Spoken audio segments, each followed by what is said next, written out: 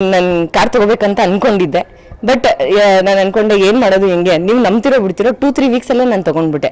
ನಾನು ಯಾವ ಕೆಲಸ ಬೇಕು ಅಂದರೆ ಆ ಕೆಲಸ ಸಿಗುತ್ತೆ.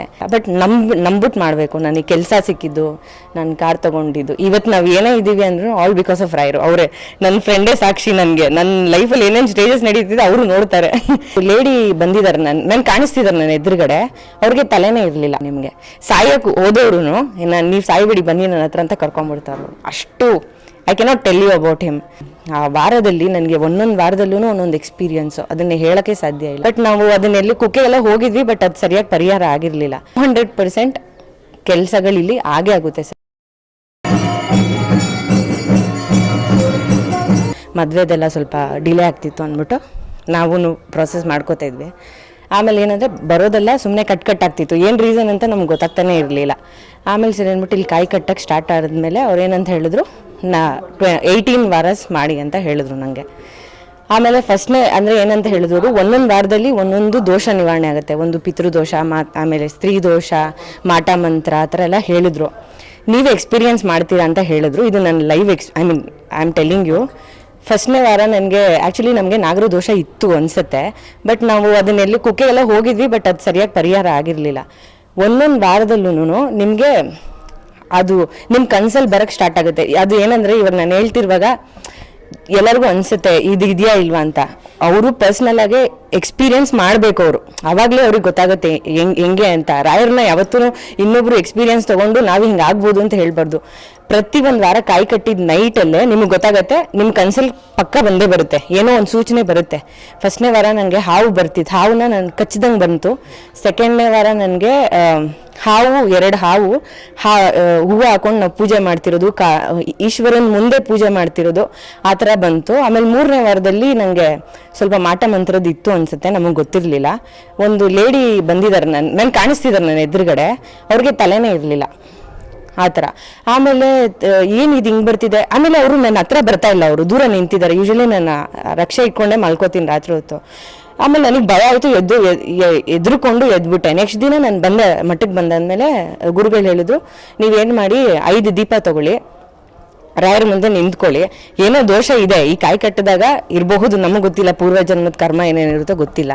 ಬಟ್ ಅದು ಮಾತ್ರ ನನ್ನ ಲೈಫಲ್ಲಿ ಇನ್ಸಿಡೆಂಟ್ ಮರೆಯೋಕ್ಕಾಗಲ್ಲ. ಆ ಹೆಂಗ್ಸ್ ಬಂದಿದ್ದಾರೆ, ಫುಲ್ ಕಪ್ಪಗಿದೆ, ಅದು ದೆವ್ವನೇ ಅಂತ ಅನಿಸುತ್ತೆ. ತಲೆನೇ ಇಲ್ಲ, ಅದಕ್ಕೆ ನಿಂತ್ಕೊಂಡು ನನ್ನ ನೋಡ್ತಾ ಇದೆ. ಅದೇನು ನಂಗೆ ಈಗಲೂ ಮೈ ಜುಮ್ಮನ್ನತ್ತದ್ದು ಎಕ್ಸ್ಪೀರಿಯನ್ಸ್ ನಂಗೆ ಹೇಳ್ಕೊಳ್ಬೇಕಂದ್ರೆ. ಆಮೇಲೆ ನಾನು ದೇವ್ರ ಮುಂದೆ ನಿಂತ್ಕೊಂಡಾಗ, ನೀವು ನಂಬ್ತಿರೋ ಬಿಡ್ತಿರೋ, ನಾನು 5 ದೀಪ ಇಟ್ಕೊಂಡು ನಿಂತ್ಕೊಂಡೆ ದೇವ್ರ ಮುಂದೆ. ನನಗೆ ಕಣ್ಣಲ್ಲಿ ಆಟೋಮೆಟಿಕ್ಕಾಗಿ ಅದೇ ನೀರು ಬರ್ತಾ ಇದೆ. ನಿಂತ್ಕೊಂಡಾಗ ನನ್ನ ಮೈಯಿಂದನೋ ನಿಮಗೆ ಒಂದು ಗೂಸ್ ಬಂಪ್ಸ್ ಬರುತ್ತೆ, ಒಂಥರ ಹಿಂಗೆ ಶಿವರಿಂಗ್ ಆಗುತ್ತೆ. ಆ ಟೈಮಲ್ಲಿ ಒಂದು ಅರ್ಧ ನಿಮಿಷನೂ ಇಲ್ಲ, ಅದು ಇಟ್ ವಿಲ್ ಗೋ ಆಫ್ ಆ ಥರ. ಆವಾಗ ಅವ್ರು ಏನಂದ್ರು, ಏನು ಫೀಲ್ ಆಯಿತು ನಿಮಗೆ ಅಂತ ಕೇಳಿದ್ರು ಅವ್ರು ರಾಯರು. ಆಮೇಲೆ ನಾನು ಅಂದೆ, ಈ ಥರ ನಂಗೆ ಫೀಲ್ ಆಯಿತು ಅಂದರೆ ಇನ್ನು ಬಿಡಿ, ಇನ್ನೇನಾಗಲ್ಲ, ಸರಿ ಆಗುತ್ತೆ ಅಂತ ಹೇಳಿದ್ರು. ಅಂದರೆ every day is a new day. ನಾನು ಇಲ್ಲಿ ಬಂದಾಗೆಲ್ಲನೂ ಪ್ರತಿದಿನವೂ ಹೊಸ ದಿನ. ಇವತ್ತು ನಾವೇನು ಚೆನ್ನಾಗಿಲ್ಲ ಅಂತಲ್ಲ, ನಾವು ತುಂಬ ಚೆನ್ನಾಗಿದ್ದೀವಿ. ಬಟ್ ಅದು ನಮ್ಮ ಕರ್ಮಗಳು ಏನೇನಿರುತ್ತೆ ನಮ್ಗೆ ಗೊತ್ತಿರಲ್ಲ. ಪೂರ್ವ ಜನ್ಮದಲ್ಲಿ ಏನೇನು ಕರ್ಮಗಳಿರುತ್ತೋ ಏನೋ ನಮ್ಗೆ ಗೊತ್ತಿಲ್ಲ. ಬಟ್ ನಂಬಿಟ್ಟು ಮಾಡಬೇಕು. ನನಗೆ ಕೆಲಸ ಸಿಕ್ಕಿದ್ದು, ನಾನು ಕಾರ್ ತೊಗೊಂಡಿದ್ದು, ಇವತ್ತು ನಾವು ಏನೇ ಇದ್ದೀವಿ ಅಂದರೂ ಆಲ್ ಬಿಕಾಸ್ ಆಫ್ ರಾಯರು. ಅವರೇ ನನ್ನ ಫ್ರೆಂಡೇ ಸಾಕ್ಷಿ. ನನಗೆ ನನ್ನ ಲೈಫಲ್ಲಿ ಏನೇನು ಸ್ಟೇಜಸ್ ನಡೀತಿದೆ ಅವರು ನೋಡ್ತಾರೆ. ನಾನು ಯಾವ ಕೆಲಸ ಬೇಕು ಅಂದರೆ ಆ ಕೆಲಸ ಸಿಗುತ್ತೆ. ನನಗೆ ನಾನು ಕಾರ್ ತೊಗೋಬೇಕಂತ ಅಂದ್ಕೊಂಡಿದ್ದೆ. ಬಟ್ ನಾನು ಅಂದ್ಕೊಂಡೆ ಏನು ಮಾಡೋದು ಹೆಂಗೆ, ನೀವು ನಂಬ್ತಿರೋ ಬಿಡ್ತಿರೋ 2-3 ವೀಕ್ಸಲ್ಲೇ ನಾನು ತೊಗೊಂಡ್ಬಿಟ್ಟೆ. ನೀವು ನಂಬಿ ಮಾಡಬೇಕು. ಏನೇ ಕೆಲಸ ನೀವು ಇಲ್ಲಿ ಮಾಡಿದ್ರು ನಂಬಿ ಮಾಡಿ. ನನ್ನ ಎಕ್ಸ್ಪೀರಿಯನ್ಸು, ಬೇರೆಯವ್ರ ಎಕ್ಸ್ಪೀರಿಯನ್ಸ್ ತಿಳ್ಕೊಂಡು ಅವ್ರಿಗಾಗಿದೆ ನಮಗಾಗತ್ತೆ ಅಂತ ನೀವು ನಿಮ್ಮ ಲೈಫ್ನ ಇನ್ನೊಬ್ರ ಬಗ್ಗೆ ಕಂಪೇರ್ ಮಾಡ್ಕೋಬೇಡಿ. ನಿಮ್ಗಾಗಬೇಕಾಗಿರೋದು ಹಾಗೆ ಆಗುತ್ತೆ, ನಮಗಾಗಬೇಕಾಗಿರೋದು ಹಾಗೆ ಆಗುತ್ತೆ. ಬಟ್ ಈ ಕ್ಷೇತ್ರ ನಾನು ಪರ್ಸ್ನಲಿ ನಾನು ಫೀಲ್ ಆಗ್ತಿರೋದಂದರೆ ಇಟ್ ಈಸ್ ವೆರಿ ಪವರ್ಫುಲ್ ಅಂತ ನಂಗೆ ಅನಿಸುತ್ತೆ. ಎವ್ರಿ ಡೇ ನೀವು ಹೇಳ್ತಿಲ್ವೇ, ನಾನು ಹೇಳ್ತಿದ್ದೀನಲ್ಲ, ಪ್ರತಿಯೊಂದು ವಾರನೂ ನೀವು ಕಾಯಿ ಕಟ್ಟಿ ನೀವು ಅದನ್ನ ಸೆಲ್ಫ್ ಎಕ್ಸ್ಪೀರಿಯನ್ಸ್ ಮಾಡಬೇಕು, ನಿಮ್ಗೆ ಹೆಂಗೆ ಫೀಲ್ ಆಗುತ್ತೆ ಅಂತ. 1 ನಿಮಿಷನೂ ನಿಮಗೆ ಲೈಫ್ ಬಗ್ಗೆ ಬೇಜಾರು ಅನಿಸಲ್ಲ. ನೀವು ಐ ವಾಂಟ್ ಟು ಲೀವ್, ನಾನೇನೋ ಲೈಫಲ್ಲಿ ಸಕ್ಸೀಡ್ ಮಾಡಬೇಕು, ನಾನೇನೋ 4 ಜನಕ್ಕೆ ಒಳ್ಳೇದು ಮಾಡಬೇಕು ಅನ್ನೋದು ಆಟೋಮೆಟಿಕ್ಕಾಗಿ ರಾಯರೇ ತರಿಸ್ಬಿಡ್ತಾರೆ. ನಿಮಗೆ ಸಾಯಕ್ಕೆ ಹೋದವ್ರು ನೀವು ಸಾಯ್ಬೇಡಿ ಬನ್ನಿ ನನ್ನ ಹತ್ರ ಅಂತ ಕರ್ಕೊಂಡ್ಬಿಡ್ತಾರೆ. ಅಷ್ಟು I cannot tell you about him.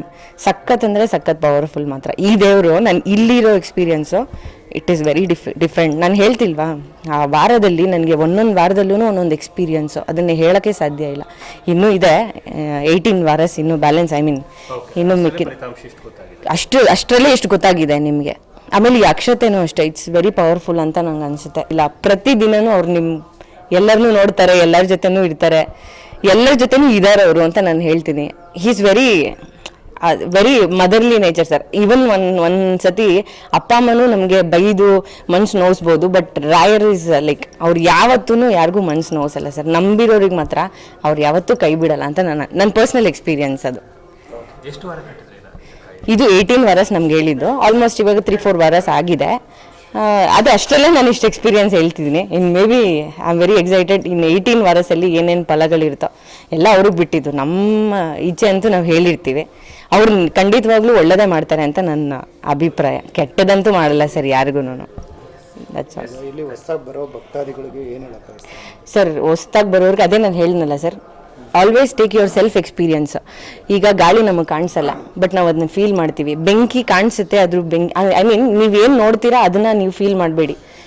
ಇಲ್ದಿರೋದು there are some supernatural powers where ನಾವು ನಮ್ಮದು ಸ್ವಂತವಾಗಿ ನಾವು ಫೀಲ್ ಆದರೆ ಮಾತ್ರ ನಮಗೆ ಗೊತ್ತಾಗುತ್ತೆ. ಈಗ ನಾನು ಹೇಳ್ತಿರೋದು ನಿಮ್ಗೊಂದು ಸ್ಟೋರಿ ಅಂತ ಅನಿಸುತ್ತೆ. ನೀವೇ ನಿಮ್ಮ ಸ್ವತಃ ನಿಮ್ಮ ಎಕ್ಸ್ಪೀರಿಯನ್ಸ್ನ ಫೀಲ್ ಮಾಡಿದಾಗ ನನಗಿಂತ ಜಾಸ್ತಿ ನೀವು ಹೇಳ್ತೀರಾ. ಆಮೇಲೆ ಸ್ವಲ್ಪ ವಾರ ಆದಮೇಲೆ ನಾನು ಹೇಳ್ತಿರೋದು ಆ ಪವರ್ಸು, ಆ ಪ್ರೆಸೆನ್ಸ್ನ ನೀವು ಫೀಲ್ ಮಾಡಿ ಅಂತ ನಾನು ಹೇಳೋದು.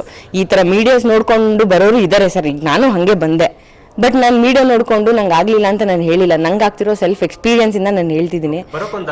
ದಾರಿ ಆಯ್ತು ಅಷ್ಟೇ, ಬಟ್ ನನಗೆ ಈಗ ನಡೀತಿರೋ ಎಕ್ಸ್ಪೀರಿಯನ್ಸ್, ನಿಮ್ಗೆ ಎಲ್ಲರದು ಬೇರೆ ಬೇರೆ ಕರ್ಮ ಇರುತ್ತೆ. ನಂದು ಬೇರೆ, ನಿಮ್ದು ಬೇರೆ, ಅವ್ರದ್ದು ಬೇರೆ. ಸೊ ಆ ಕರ್ಮಗಳ ಮೇಲೆ ನಾವು ಸ್ವಲ್ಪ ವೇಟ್ ಮಾಡಬೇಕು. ಬಂದಿದ ತಕ್ಷಣನೇ, ಈಗ ಡಾಕ್ಟರ್ ಹತ್ರ ಹೋಗಿದ ತಕ್ಷಣ ನಮಗೆ ಕಾಯಿಲೆ ವಾಸಿ ಆಗಲ್ಲ. ಅದು ಒಂದೊಂದು ಸ್ಟೇಜಸ್ಸು, ಒಂದೊಂದು ಕಾಯಿಲೆದು ಅದರದ್ದೇ ಆಗಿರೋ ಟೈಮ್ ಪೀರಿಯಡ್ ಇರುತ್ತೆ. So wait for that period ಅಂತ ನಾನು ಹೇಳೋದು. ಪೇಷನ್ಸ್ ಇರಬೇಕು ಅಂತ ನಾನು ಹೇಳ್ತೀನಿ. 100% ಕೆಲಸಗಳಿಲ್ಲಿ ಆಗೇ ಆಗುತ್ತೆ ಸರ್.